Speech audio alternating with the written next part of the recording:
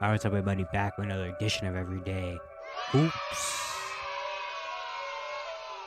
Hope you guys having a good one. Today, we're talking about the over-unders. NBA FanDuel put out some over-unders for each team's wins in the regular season. And yeah, I'm going to talk about it, see if any team can hit their over or under. We're going to go through all 30 teams, so it might be a long one. Thank you guys for the views on the videos and the shorts recently. I really appreciate it. If you like the content around here, consider subscribing, like, turn notifications, all stuff like that. I really appreciate it. It helps out a lot. Look at the analytics, a little bit less than 1% of you that actually watch videos are subscribed. So, if you like the content, hit subscribe button. I really appreciate it a whole lot. I'm also on TikTok now. At Everyday Hoops 10. I'm out there because why not? Yeah. So yeah, let's not waste any more time. Let's get right into it. All right, so we're gonna go from the highest projected over under to the lowest. All right, we'll go in order. So the team with the highest projected over under is the Boston Celtics. FanDuel has them at 54.5 over under. Last year they went 57 games, and so they projected to go to lose a little bit of a step, but still really, really good. 54.5. It's a solid number. I would go lower. So 54.5, not by a whole lot, but I would go under 54.5. I think they had not solid offseason. I like the Porzingis move. They could add something there, but Porzingis already is injured. Um, I don't know if he's gonna officially play in FIBA or not, but he's already got injury issues, which that's a big question and concern. Obviously, their point guard issue is still a little bit of a thing. They traded away Marcus Smart. They do have Derek White still, who's pretty solid, and Malcolm Brogdon when he's healthy. He'll be there. They have, of course, other injury issues. Obviously, to other players on their team, and I think we've seen that top teams that usually are really, really good in the regular season, but never actually win that championship, they start to take the regular. Like, I won't be surprised if this year the Celtics don't really take the regular season too seriously. Not saying they're to come out and just do whatever, but I don't think they're gunning to win 60 games or something like that. Like, I don't think they're gonna come in and just really focus full, heavy, hard on getting the most amount of highest seed, most wins possible. I think at this point they're already good on regular season stats and stuff like that. Right now they're focused on the playoffs. So I think if they could just, maybe they don't win 60, 56, or maybe they win like 50, 51, get a second or third seed, and get to the playoffs with everyone healthy, I think they'll take that with a big chance to win, because we've seen the last few years seeding. Of course, it matters, but it's not as important for a team like the Celtics or the Bucks, who we already know are going to be high up just because by default they have a really good team. So I would not be surprised if the Celtics, I would say under 54.5. I would say like maybe 52, 53 wins, not too much under, but under. All right, next we'll go out west. The reigning champions, Denver Nuggets, they're projected at 53.5, and I'm gonna go over. Not by a lot, but I'm gonna go over. I'll not be surprised if the Nuggets finish as the number one seed in the Western Conference. I can see about 55, 56 wins from this team. Last year they won 53 games as a number one seed. I won't be surprised they won 56. It's very tough because they did lose some key bench players. Guys like Bruce Brown and Jeff Green are gone. But as long as they have Jokic, Murray, Gordon, and Porter, that group right there, I think they'll be fine. KCP is still good. I like that. They have a lot of their young players that are probably going to have a bigger role. Like Christian Brown's going to have a bigger role next year. Maybe Payne Watson becomes a player in the rotation. Maybe a guy like Julian Strother, Hunter Tyson early on in their rookie years can come in and make a difference. Zeke Naji potentially could get a role this year. They still kept Reggie Jackson. They still have a very solid team, even though they don't have as much probably explosiveness and veteran leadership off the bench as they had last season. I think they still, with their core group of guys that they have already there, I think they're going to be a good regular season team no matter what they have around them. Just as long as they have that good group, they'll be good in the regular season. So I'll go over 53.5 for Denver. Next, you have the Bucks. The Bucks are also projected at 53.5 wins. Last year, they won 58 games, so they're projected to go a little bit less, but still good. I'm also going to go over on the Milwaukee Bucks. I think last year, the way they went out, that 5-game loss in the first round to the 8th seed, it's that really kind of woke them up and been like, hey, this isn't just going to be an easy ride to the conference finals anymore. In these, there's teams coming. I think the Bucks are going to come in next year, and they're going to have kind of a chip on their shoulder, and they're going to have a really good season. They're kind of, but I can also see them kind of similar to the Celtics, where they don't really care as much about the regular season. They rather get into the playoffs healthy, which of course every team wants to. But I don't know. I just get a feeling that the Bucks are gonna come out next year and probably have the best record in the league. I could see them winning maybe 58, 59 games next year, just because I mean, with Giannis, Drew, and Chris already, they're gonna be a good regular season team regardless. And their role players are still pretty solid. They kept kind of the same team. They added a few things here and there that are solid. They have a new coach, so kind of like a fresh new, voice, probably new offensive things, defensive things going on. So I could definitely see the Bucks coming in next year and having just a big regular season. Now we're like, oh no, here come the Bucks again. So I'll go over 53.5.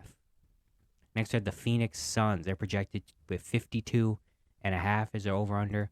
Last year they won 45 games, so they're expecting about a 7 to 8 game jump. For the Suns, 52.5, I'll go under. Not too much under, but a little bit under. Like, they possibly could get to 50, but I think they're kind of going to be another team that, of course, they're different from the other three teams I've talked about, where about cruising in the regular season because they have a new team. I mean, they have a new dynamic. Bradley Beal's in. No more Chris Paul. They have basically a whole new bench. So it's they're definitely going to need to play to adjust to things. But I think once they start getting halfway through the season or a little bit into March, they're going to be like, all right, let's not go crazy. Or maybe it'll be the opposite. Maybe the start of the year, they'll kind of be like, okay, we don't have to go super crazy. And at the end of the year, they'll kind of turn it up. But I don't think the Suns are a team that's going to be gunning to win 55, 56 games because I think they already know we have Booker, Durant, and Bradley Beal. That alone should get them into the playoffs comfortably, And as long as the role players kind of fit, and we don't know, we'll see what happens with DeAndre Ayton this season. But as long as they have those three and the role players are doing decent and not horrible, I think they'll be okay and they'll be good in the regular season. So 52.5, I'll go under. Not too much under, but a little bit under.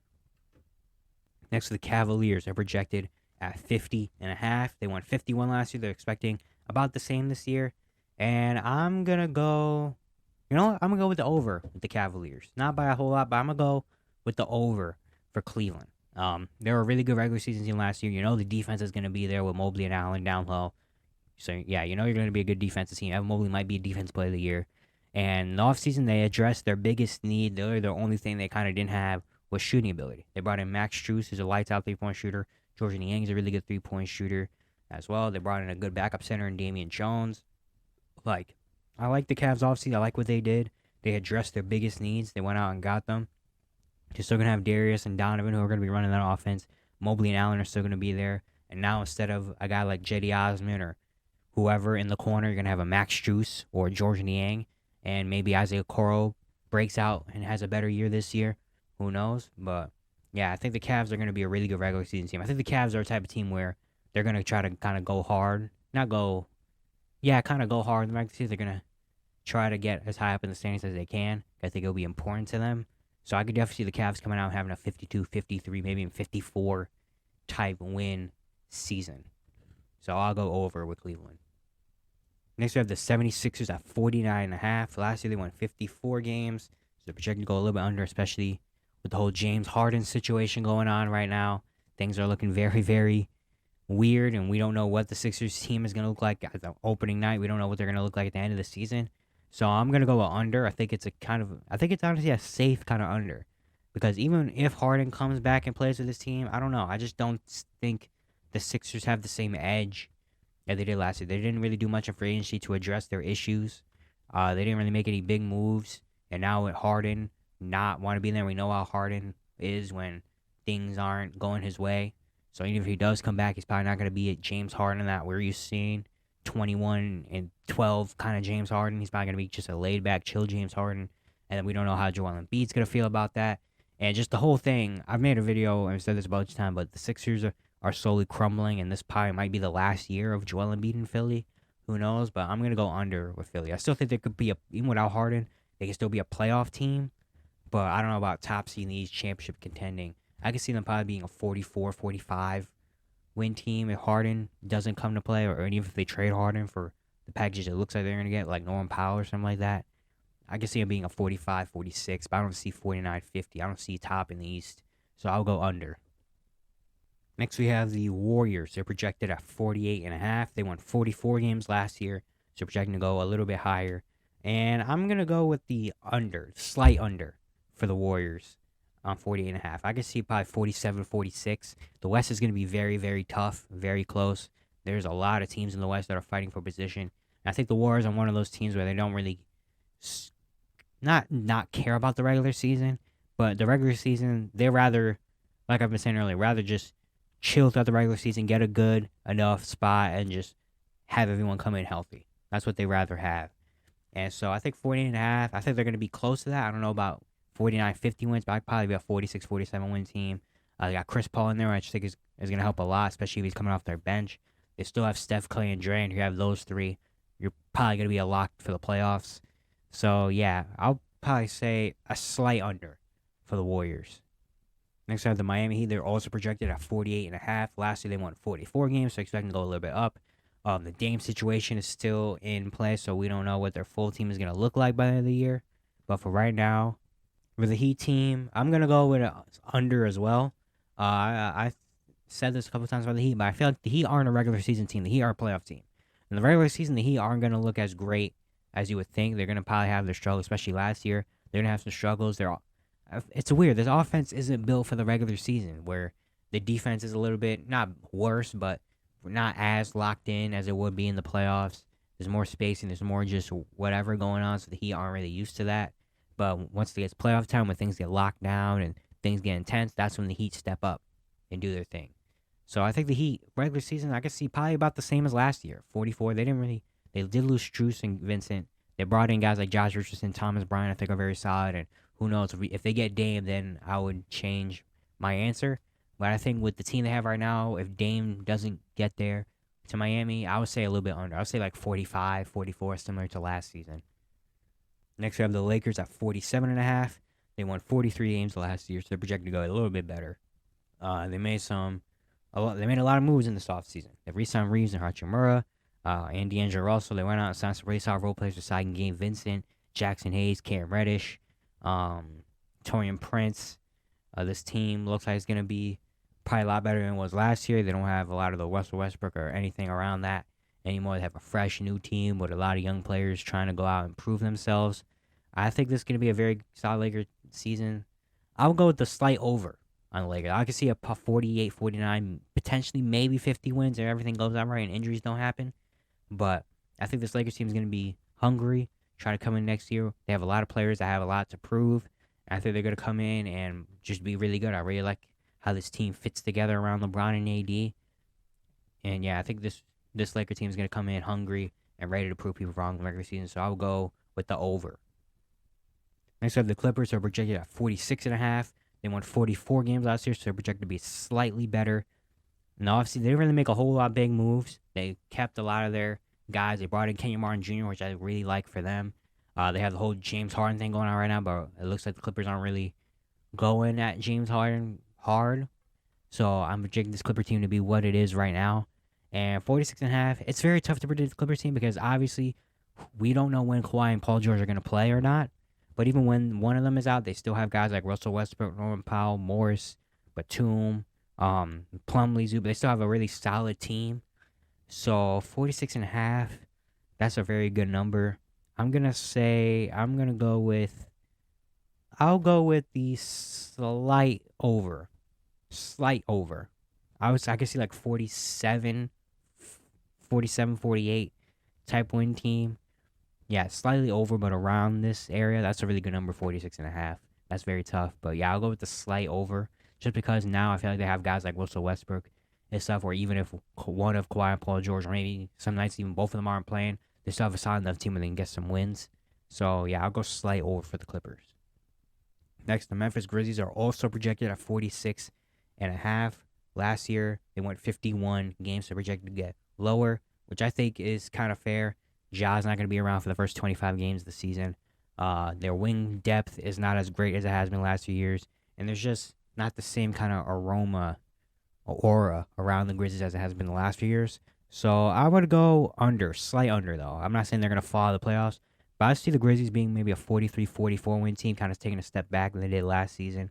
Again, the Ja missing 25 games is going to hurt a little bit. Who knows what other stuff happens throughout the season.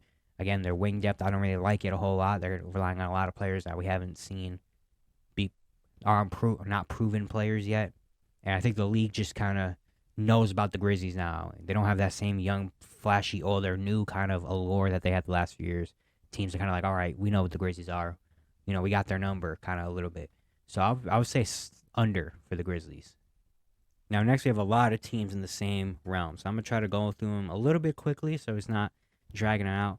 So the Mavericks are projected at 44.5 wins. Last year they won 38 games, missing the playoffs. I would go over for Dallas. I really, really love their offseason. I love their draft. They brought in Derek Lively, Olivier Maxence Prosper, two guys I think are perfectly what the Mavericks team needed.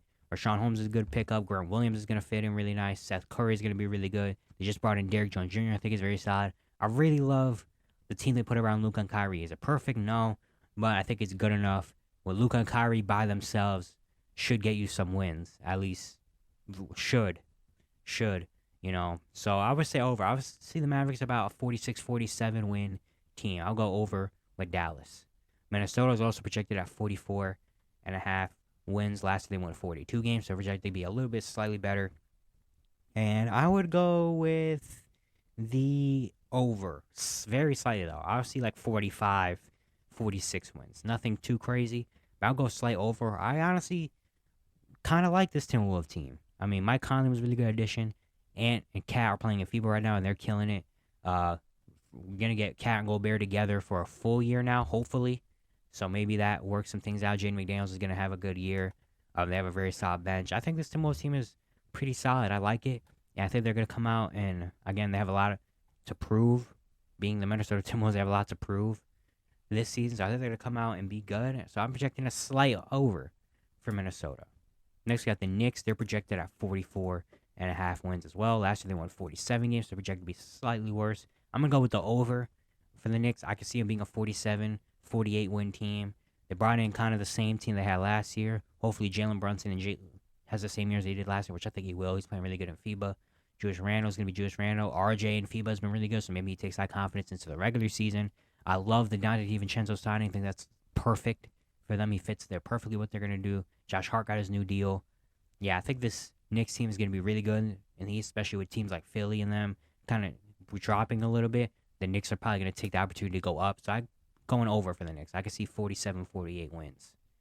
Next, the New Orleans Pelicans are also projected at 44.5 wins. They won 42 games last season. We think Zion's healthy. I don't know. I've seen the picture of him in the gym. He looks big, obviously. Brandon Ingram is being decent in FIBA right now. Pelicans are just a really weird spot because we don't know who's going to play and when they're going to play. Because when they play together, they're really good. But we haven't seen them play all fully healthy since last December. So who knows what their team is. I'm going to go with the slight under. I'm going to go like maybe, I can see them being another 42-win team again. Again, we just can't count on Zion and B.I. being healthy at the same time together. So for that, I'm kind of a little bit hesitant on going overboard on the Pelicans. So I'm going to go slight under. I can see probably the same record as last year, maybe 42, 43 wins. But I think if they fully healthy, if I can guarantee both of them playing, I would hit the over. But because of that, I'm going to go with the under. And then the Oklahoma City Thunder also have a 44.5 projected wins. They won 40 games last year. I'm going to go with the slight under for the Thunder. Not because I think they're worse than last year. They can't be a really good team. Obviously, I think they're going to be good. Chet is going to be here for a full year, so I think that's going to be really nice for them. All their players are getting a year older, year more experience. A lot of their guys are playing over in FIBA as well. But I just think I'm going to say under just for the fact that the West is really, really tough. And if there's any team that out of all these 9, 10 teams that can see missing out or not being the one to make the improvement, it will be the Thunder. Only because of experience. Only because they don't really have any playoff experience on their team. And for that, that's the only reason I'm just going to say under. I love this Thunder team, and I hope they do make the playoffs. I hope they make things interesting. But realistically, because of how many teams are going to be in the West fighting for that spot, I won't be surprised if the Thunder are kind of the odd team out. Just based off experience, But I'm rooting for the Thunder. I hope they do really good, but I'm going to say under. And then the final team at 44.5 wins are the Sacramento Kings. Last year, they went 48 games, so projected to go down. And I would say this one is a tough one as well. I'm going to say slight over. I would say 45-46. I do think the Kings are not going to be as high in the standings or as great as they were last year, only because the 1 year teams that kind of come out of nowhere, usually the second year they kind of fall a little bit. I'm not saying they're going to fall out of the playoffs because I still think they're a good enough team where they're going to be in the playoffs, but they're probably not going to be a top seed in the West, which I think is okay. We've seen last year that you don't have to be a top two, top three seed in the West to be really good.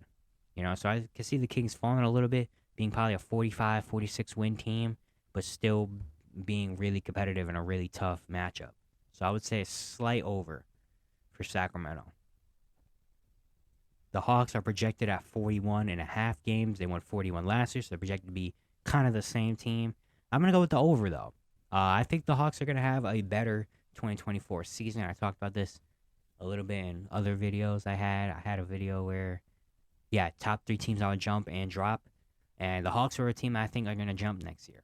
For Angie, they made a little bit of moves. They cleared out John Collins. So you have guys like AJ Griffin and Sadiq Bey getting more minutes. I think their rookies are very solid. I think Kobe Buffington is going to be very solid for this team. They brought in some veteran guys like Patty Mills, Wesley Matthews are going to shoot that ball because that's what they need around Trey and DeJounte. They signed DeJounte to the extension. I just think this is just based off the first year kind of ups and downs. They're a very average team trying to figure things out. I think this year they got Quinn Snyder for a full season, Trey and DeJounte for a full season. Now learning, knowing how each other plays, I think they're going to be better. I'm not saying they're going to be a 50-win team, but I could definitely see them being a 45-46 win team, especially in a very top heavy East. I could definitely see them being a 45-46 win team. So I'm going to go over for the Hawks. Next, we have the Brooklyn Nets. They're projected at 37 and a half. They won 45 games last year. They're expected to drop, obviously, because a lot of that 44 wins last year was Kevin Durant, Kyrie Irving.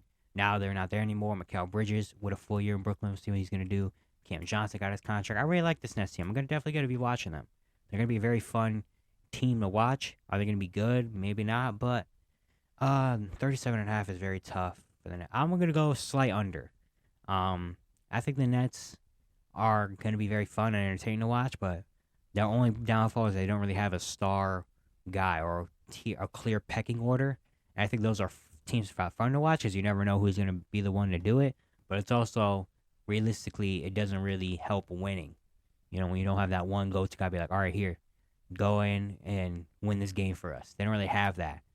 So I think that was their downfall last year. So, yeah, I'm going to say slight under. I'll see maybe 35-34 wins Nets team. But, yeah, they're definitely going to be fun to watch, though.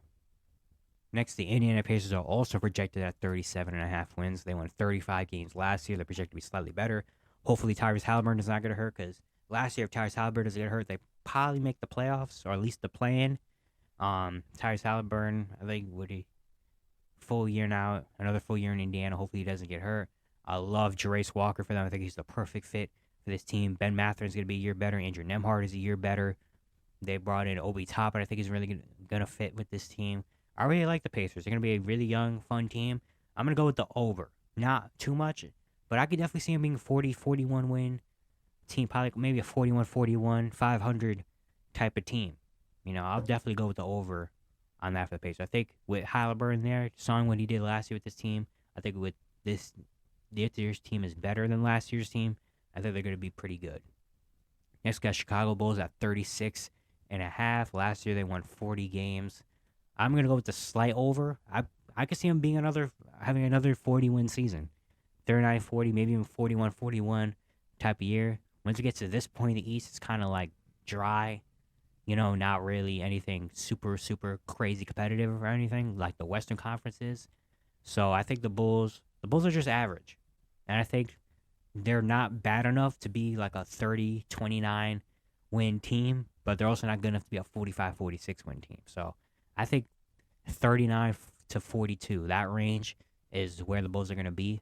So I'm going to go with the over on the Bulls. The Atlanta Magic are also projected at 36.5 wins. They won 34 games last year. I'm going over, man. I've talked about it this entire offseason since the end of last season. The Atlanta Magic are going to be good this year. Not championship contending, not that type of good, but the Atlanta Magic are going to be good. I'm going over. I I see there's a world the Magic are. I'm I'm almost like there. I'm saying the Magic are going to be a guaranteed 40 wins. Yeah, that's how much I love this Magic team. I've watched them a whole lot last year, and I could see it. I could see the formula. I could see the light for this team next season. I'm not saying again. I'm not saying they're going to come in and be a 45 win, 5 seed contender. No, that's way a few years for that. But I think this year is the year where the Orlando Magic come in, they put things together, and there I will not be surprised if the Magic are an 8 seed in the playoffs this year. I think they're at least going to be playing. I really love this Magic team. I'm going over. I'm projecting Orlando about 40 or very, very close to 40 wins. So over. Next, Toronto Raptors are also at 36 and a half games or wins. Last year, they won 41 games, so they're projected to go lower. Freddie's no longer there. It's just very weird times in Toronto, especially with the Pascal Siakam trade buzz potentially going on. Scotty hopefully can look better this year than he did last season, and they're not going to be on TV that much. I did a TikTok on that. Go watch it. They only have 3 national TV games, which is crazy. I'm gonna go with slight over. I'm gonna say maybe 38-39 wins for the Raptors. I just don't see that much competitiveness in the Raptors anymore. They don't have Nick Nurse anymore. They have a new coach, a new point guard. Their bench doesn't look any better than it did last year. And then with the whole Pascal Siakam on last year's deal, the whole trade chatter that's probably going to be going on throughout the entire season until they trade him. Like, I just don't see a world where the Raptors are super, super competitive, a 45, 46 win team like we saw the last few years. I think this kind of the season where they come back down to earth, probably. So I'll go slight over. Not by a lot, but slight over. Let's get the Utah Jazz at 35 and a half. Last year, they won 37 games. And I think this is an under.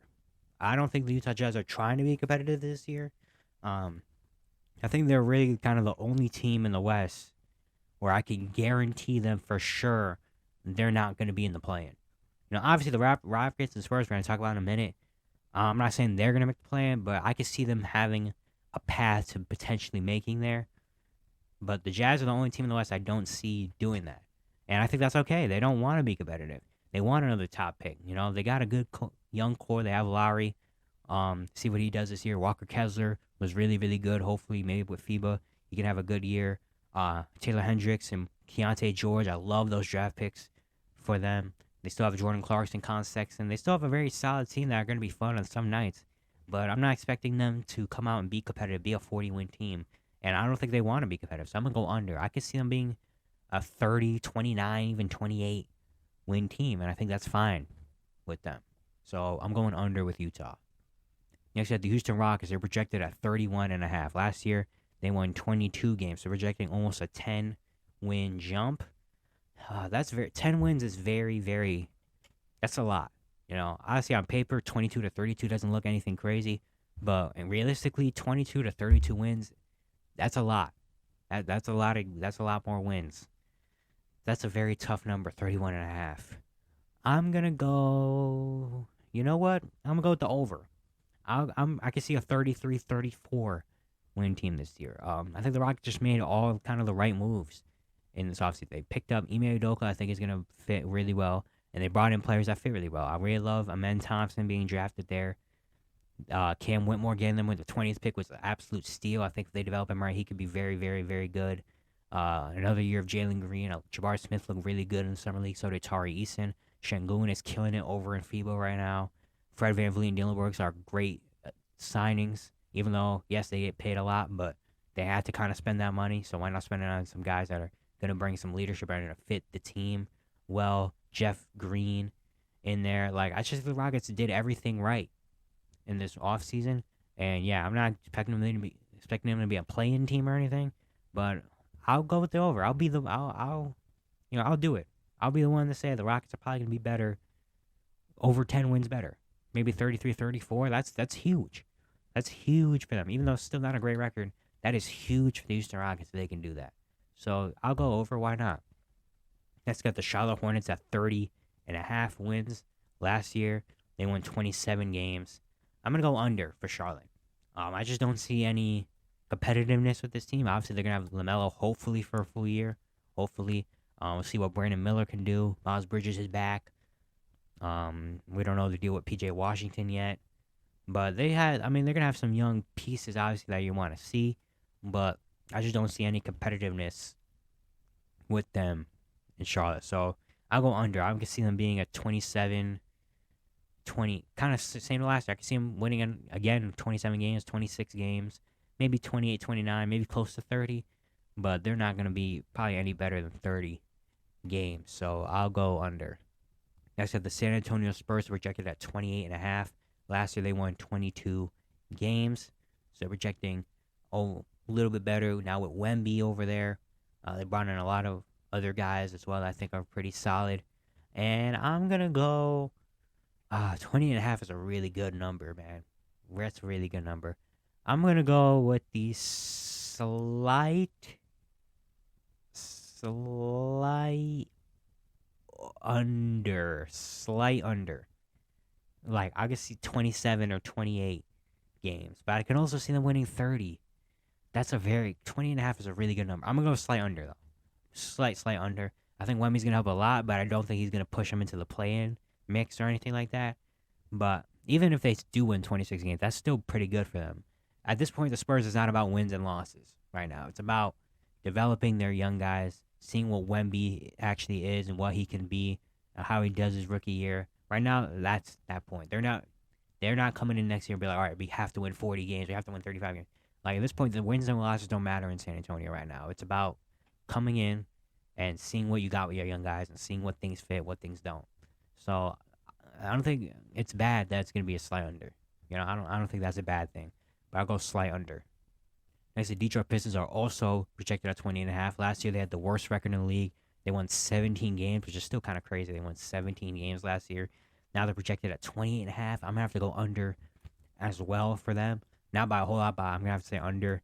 Going from 17 to 29, a 11 or 12 game jump, again, that takes a lot. That's very hard to do. So, I'm going to say slight under. I think K's going to have a very good year 3, probably be in all-star conversations.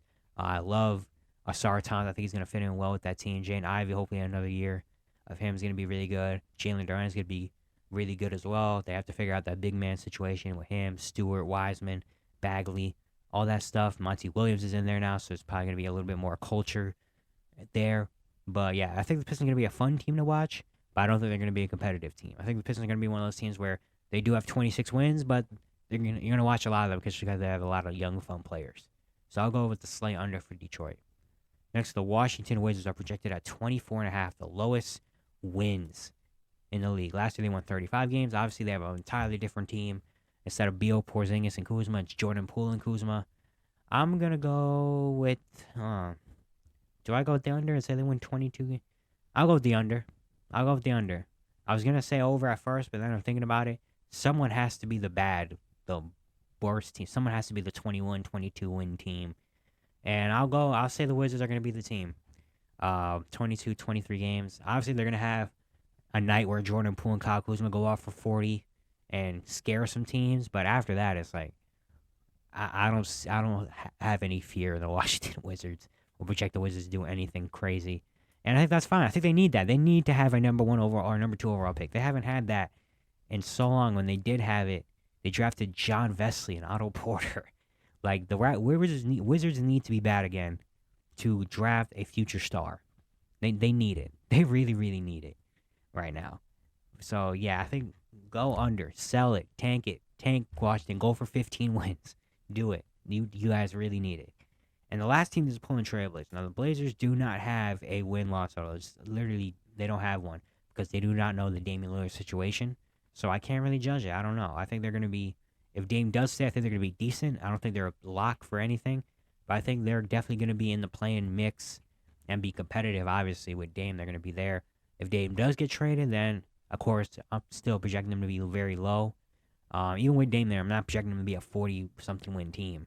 But without Dame, obviously, they're not going to be good either, which I think is what they want. But yeah, I don't know. I can't really judge the Blazers because they don't have a win-loss total. So yeah. All right, that's it. Hope you guys enjoyed. Once again, if you enjoyed the content, consider subscribing, like, turn notifications, do all stuff like that. I really appreciate it. Really helps out a lot. And yeah, I'll see you guys tomorrow.